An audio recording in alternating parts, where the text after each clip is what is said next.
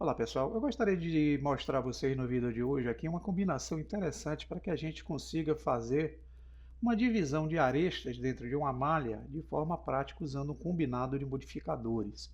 Eu pesquisei isso aqui na internet, achei interessante e queria mostrar a vocês como é prático o uso dessa combinação. A versão que eu vou usar para isso é a versão 341, tá? E eu vou usar uma malha esférica para explicar a vocês como funciona. Vou selecionar a malha, vou usar aqui o botão direito, Shade Smooth, e vamos entrar com essa malha no modo Edit Mode.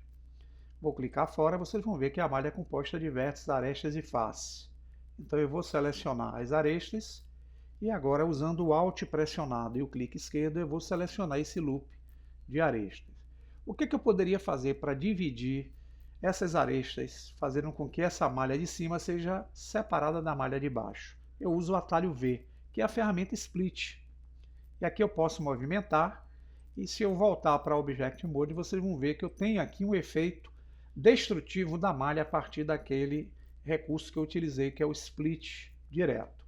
Mas voltando aqui com o Ctrl Z, a condição inicial, o que eu quero mostrar é que a gente pode fazer esse mesmo tipo de divisão usando um combinado que faz isso de forma direta sem precisar destruir a malha. Para entender, nós vamos voltar nossa atenção aqui para o modo Object. Vamos fazer a seguinte adição de modificadores.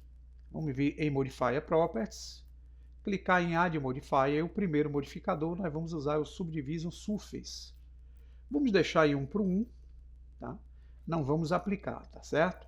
O segundo vai ser o uso de um modificador no estilo Edge Split, que é o divisor de bordas ou divisor de arestas.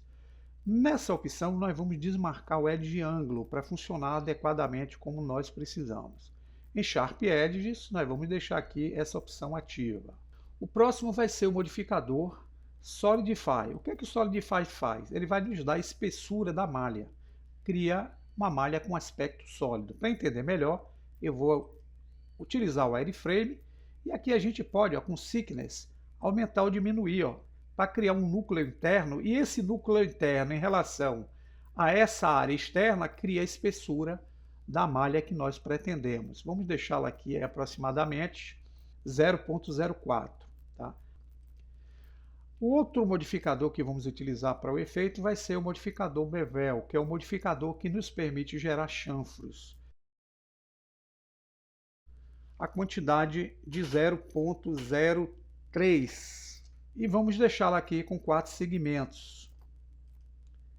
Aqui em Limit Method eu peço que vocês deixem na opção ângulo, pois nós vamos utilizar o ângulo como referência para o efeito.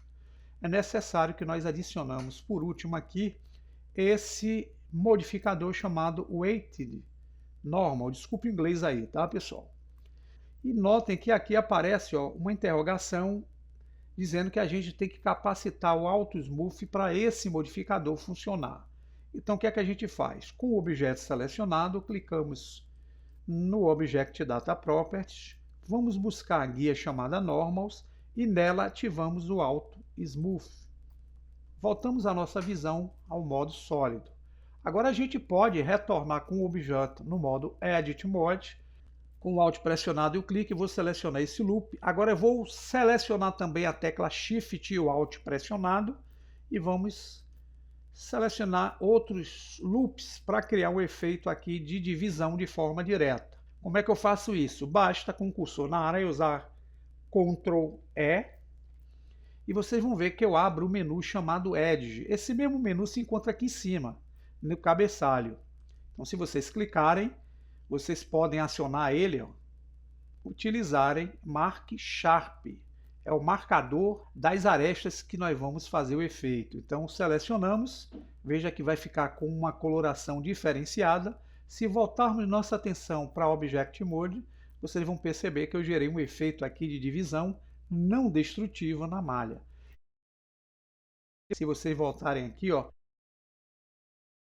diminuir esse amount aqui para 0,003, vocês vão perceber que eu dou um menor ou um maior acabamento aqui no chanfro criado. Vou deixá-lo aqui em 0,008. Olha como eu crio um efeito interessante aqui na malha do objeto.